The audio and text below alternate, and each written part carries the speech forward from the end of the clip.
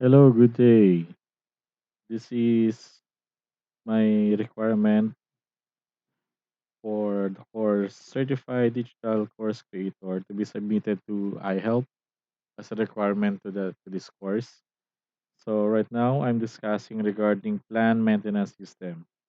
Actually, this was part of my presentation on ship management when I was studying master's in shipping management in Philippine Merchant Marine Academy Graduate School. So I just get this presentation so I can present it as a digital presentation or digital course presentation here in iHealth. So this is plan maintenance system. So what is plan maintenance system? Plan maintenance system or PMS is a paper or software based system which allows ship owners or operators to carry out maintenance in intervals according to manufacturers and class or classification society requirements.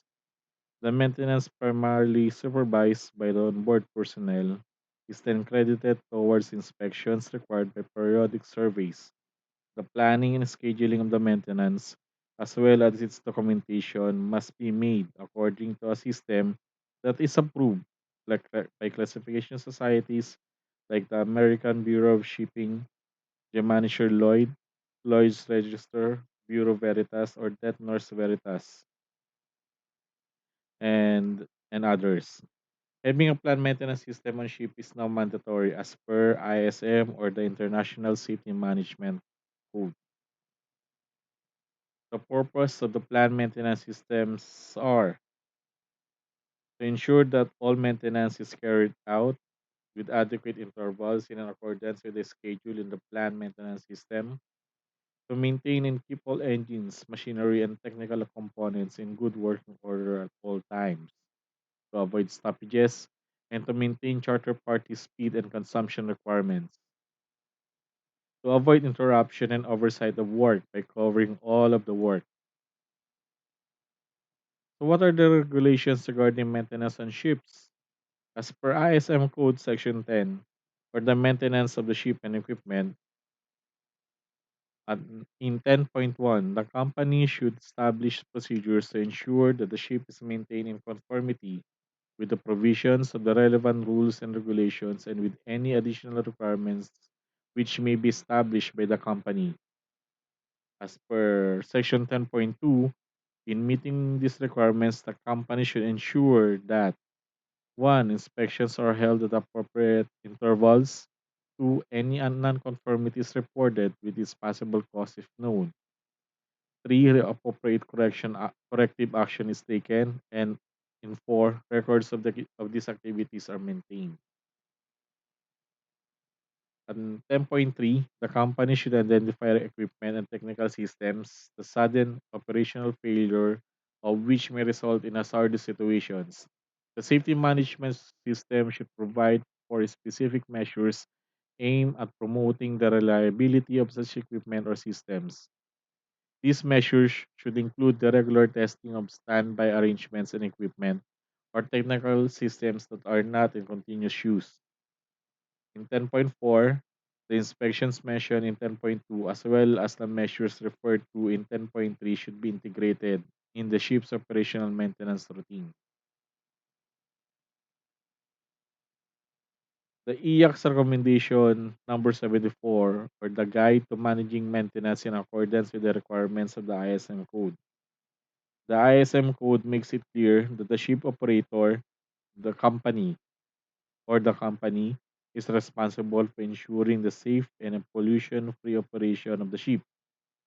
In particular, the company is required to ensure that the ship's hull, machinery, and equipment are maintained and operated in accordance with applicable rules and regulations and any additional requirements that may be established by the company. This will be achieved only if the company's senior management is committed to applying the necessary resources, including appropriately qualified and competent crews. An effective maintenance management system will be the result of an assessment by the company of the associated risks. In undertaking such an assessment, the company should take into account the following: the maintenance recommendations and specifications of the equipment manufacturer, the history of the equipment, including failures, defects, and damage, and the corresponding remedial action, the results of third party inspections, the age of the ship, the identified critical equipments or systems, and the consequences of the failure of the equipment on the safe operation of the ship. A systematic approach to maintenance. A systematic approach to maintenance will begin with the establishment of the comprehensive asset register or a database of machinery, equipment, and fittings. It will be based on the risk assessment described and will include the establishment of maintenance intervals, the definition of the methods and the frequency of inspection, the specification of the type of inspection and measuring equipment to be used and the accuracy required of it, the establishment of appropriate acceptance criteria or pass or fail, the assignment of responsibility for inspection activities to appropriately qualified personnel, the assignment of responsibility for maintenance activities to appropriately qualified personnel, and the clear definition of reporting requirements and mechanisms. But what is a database? A database is an organized collection of data. It is the collection of schemes or schemas, tables, queries, reports, views, and other objects. Then, what is database management system? A database management system or DBMS is a single or set of computer programs that are responsible for creating, editing, deleting, and generally maintaining a database or collection of data records. There are different types of database management system. Flat file based database management system. Our systems probably the simplest of them all. These come in human readable text format as well as in binary formats. Flat files in a formatted row and column model rely on assumptions that every item in a particular model consists of the same data. One common example of this type of database is the CSV or the comma separated values, and another is a spreadsheet such as MS Excel. Next is the hierarchy database management system. Hierarchical database management system operates on the parent child tree like model. These normally have a one end relationship and are good for storing data with items describing attributes, features, and so on. This could store a book with information on chapters and verses. They can also be used to store a database of songs, recipes, models of phones, and anything that can be stored in a nested format.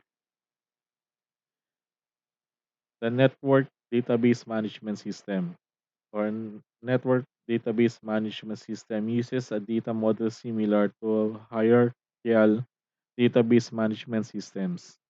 The major difference here is that the tree structure in the network models can have a many parent to many child relational models. Relational database management system are the most widely used database management system today. They are relatively easy to use. Relational database management systems are named so because of the characteristics of normalizing the data, which is usually stored in tables. The relational model relies on normalizing data within rows and columns in tables. The data can be related to other data in the same table or other tables which has to be correctly managed by joining one or more tables. So this is a simple database content or functionality setup. So is a general data, the maintenance module, the purchasing module, the crew management module, the quality and compliance module, and the replication module. In the general data, it contains administrators, accounts, disciplines, ship based and land based positions, accounts, companies, manufacturers, suppliers, and other business establishments. the countries or cities or zip codes, suppliers and manufacturers' addresses, ship and office equipment, and the account setup. The maintenance module contains the equipment and spare parts hierarchy, its work orders or job descriptions, work permits, hot or cold or electrical, etc. Different search filters, maintenance history, service and certificates, project and event management. The purchasing module contains the purchasing and inventory management, location of spare parts or logistics, suppliers, prices or currencies, purchasing history, cost details per fleet or equipment or vessel. The crew management module contains personnel, ship's crew, and office-based records, the qualification analysis, service history, rest hours, appraisal reports, accounting, or the salary of ship's crew. The quality and compliance module contains inspections, meetings and drills, incidents and accidents, risk assessments, audits, corrective action requirements. The replication module contains the data transfer between ships and shore, the database replication management, unique data ID, secure satellite link, telephony and communication system, hardware and software management, intranet and internet setup. And on top of these tremendous data and functionalities, it is expected that the database to be user friendly and easy to use.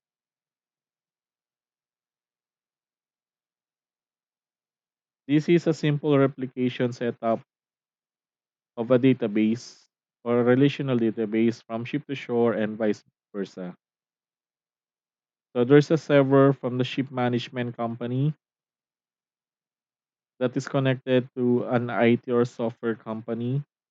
Then this database is connected or replicated to the ship owner, the crewing company, and to the other laptops or devices of other superintendents or suppliers, etc. These are all connected within them. And then this is replicated by a satellite going to the ship, and then vice versa, going back to the satellite when going to the server and then replicated back to the other uh, personnel like the ship owner, crewing company, superintendents. Thank you very much. Hope you understand how the plant maintenance system works. Thank you. Gracias. Merci. See you on next presentation. Bye bye.